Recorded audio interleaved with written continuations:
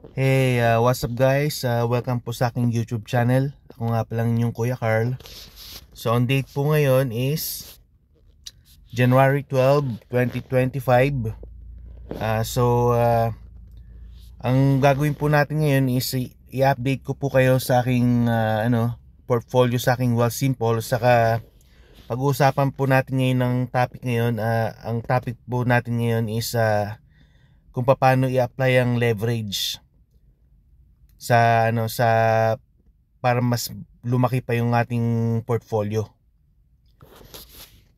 So, tingnan muna natin yung aking investment sa aking Wealthsimple account.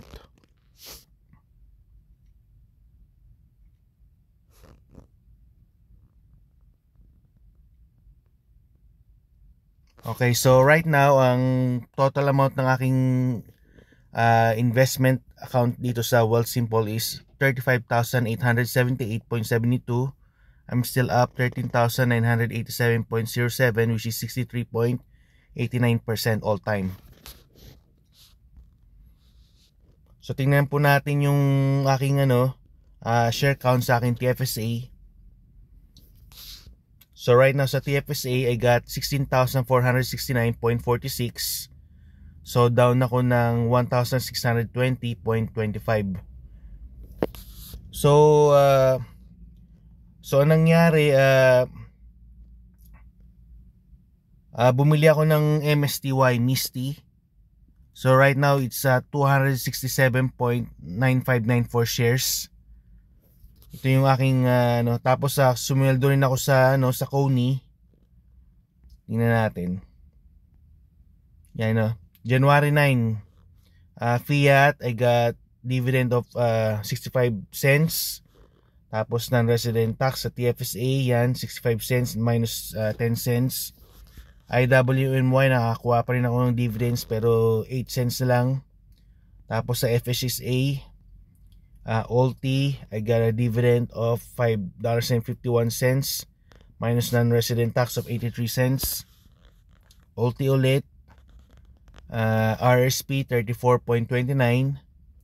Tapos OLT sa TFSA 34.76 minus non-resident tax of 5.21. And then YMAX, I got $3.16 sa RSP. And then I have dividends sa YMAX, 2 cents. Yan.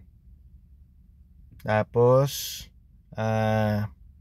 non-resident tax of, tapos Coney naman, yan dividends sa Coney, I got $12.13 minus non-resident tax of $1.82. Coney I got 82.63 USD sa RSP. And then Coney again sa dividends 76.01 minus non-resident tax of 11.40. Yan. Tapos ang ginawa ko, nagbenta rin ako ng mga crypto assets ko. Ang tinira ko lang is Bitcoin and Ethereum. Kasi ang ginawa ko, yung mga funds na yun na kinita ko sa crypto, nilagay ko sa Misty. So right now, ang Misty ngayon is attractive yung kanyang price, 28.75, bumaba yung price niya. So yun, binili ko ng Misty, worth 684.24 USD. So ngayon guys, pag-usapan naman natin ngayon yung ating topic ngayon na tungkol sa leverage. Kasi ito yung gagawin ko ngayong 2025. Gagamit tayo ng leverage para mapa-boost up yung ating itong ating account. Kasi pag meron kang leverage, which is ang ibig sabihin ng leverage is uutang ka sa sa bangko or yung credit card. So ang gagawin natin, meron tayong credit card.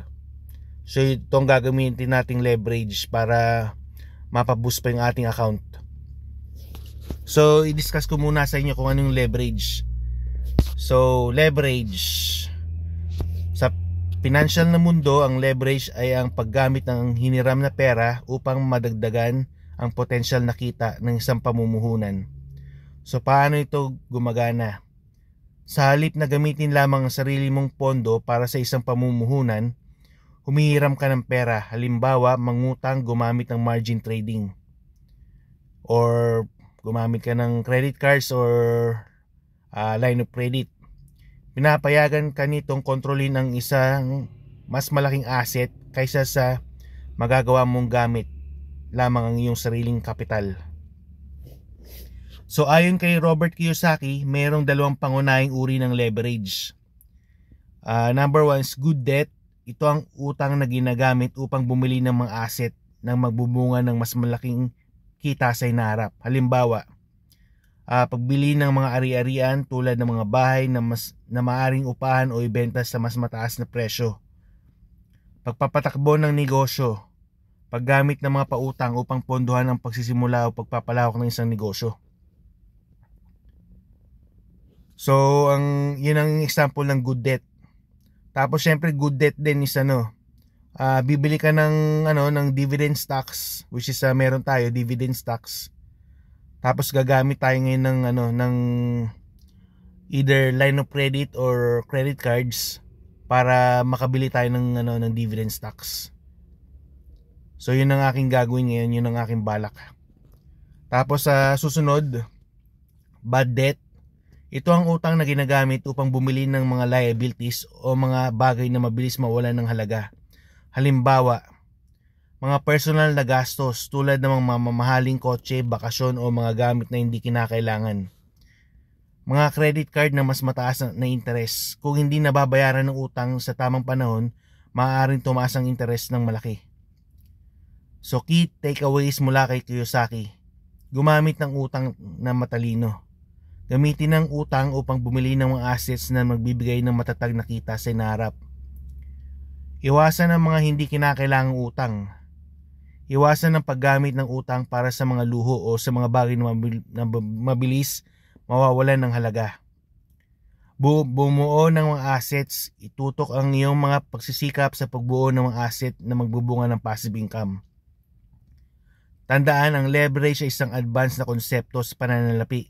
Kung isa sa alang-alang mo ang paggamit ng leverage, mahalagang kumonsulta ka sa isang financial advisor sa pananalapi para sa iyong payo at gabay. Okay. So potential na benepisyo, mas mataas na kita. Kung mahusay ang pagganap ng pamumuhunan, ang hiniram na pondo ay maaari makabuluhang dagdagan ng iyong mga kita. Tumataas na kakayahang bumili. Pinapayagan ka ng leverage na mamuhunan sa mga mas malalaking asset o sa mas maraming assets. So ito naman yung negative, panganib ng pagkano ng leverage. Ang leverage kasi is parang kutsilyo yan. Ang kutsilyo is pwede mo magamit sa iyong sa maraming bagay, pero pwede rin makasakit sa iyo.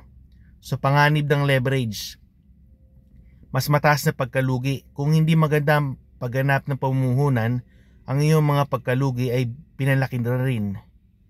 Tapos pasanin ng utang, ikaw ang responsable sa pagbabayad ng hiniram na pondo, ano man ang pagganap ng pamumuhunan.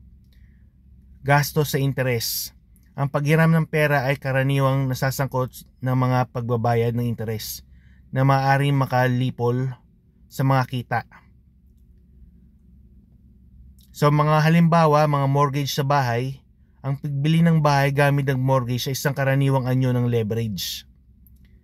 Margin trading, maaaring humiram ng pera ang mga mamumuhunan mula sa kanilang broker upang bumili ng mga stock na nagbibigay daan sa kanila na kontrolin ng isang mas malaking posisyon kaysa sa kanilang paunang puhunan. Mga pautang sa negosyo. Ginagamit ng mga kumpanya ang mga pautang upang pondohan ang mga pagpapalawak, pagkuha at iba pang mga diskarte sa paglago. So mahalagang tandaan, ang leverage ay maaaring maging isang makapangyarihang kasangkapan para sa pagtaas ng mga kita sa pamumuhunan. Ngunit nagdadala rin ito ng malaking panganib. So mahalagang maunawaan ng mga potensyal na gantimpalan at mga disbentaha bago gamitin ng leverage sa anumang diskarte sa pamumuhunan. So kailangan guys, pag gagamit kayo ng leverage, kailangan maingat din kayo kasi Syempre pag hindi nyo ginamit sa mabuting paraan, matutrouble talaga kayo. So ito ang aking disclaimer. Ang information na ito ay para sa entertainment and informational purposes only and not financial advice. So tandaan, ang leverage ay isang advanced na konsepto sa pananalapi. Kung isinaalang-alang mo ang paggamit ng leverage, mahalagang kumonsulta ka sa isang qualified financial advisor para sa payo at gabay. So ito yung aking gagawin, guys. Starting itong 2025, gagamit na tayo ng leverage para mas mag-accelerate yung ating investment. So gagawin ko to by tatry ko to ng credit cards muna. Tapos pag lumaki kasi ang hope ko is mas lumaki pa yung aking credit limit sa credit cards at mag-improve rin ang aking credit score. At the same time, dumami rin yung aking share sa aking mga stocks, dividend stocks. Kumbaga ang nito is gagamitin natin ng cash flow. Pero yung cash flow, i-discuss ko na naman siguro sa aking susunod na video. So ito muna, guys, ang aking topic for today. And sa next week, distribution day ng number 1 na ETF ng Yieldmax ETF which is MSTY or MISTY. So ito lang, guys, siguro ang ma-share ko for today, and I hope na I'll see you guys on sa aking next video. And take care, guys, and have a good day. And so itong mga vlog ko, itong mga video ko is only for entertainment and informational purposes. And ako hindi isang financial advisor. So itong mga ginagawa ko dito is only for my sa aking experience lang. Hindi nyo kailangan, guys, na sundin yung mga ginagawa ko dito. Kumbaga, you guys need to do your own research. Lalo na sa pag-invest sa stocks and cryptocurrency. So kailangan maging maingat kayo, guys. So until then, guys, have a good day, and God bless. Take care, and see you around sa aking next video. Bye.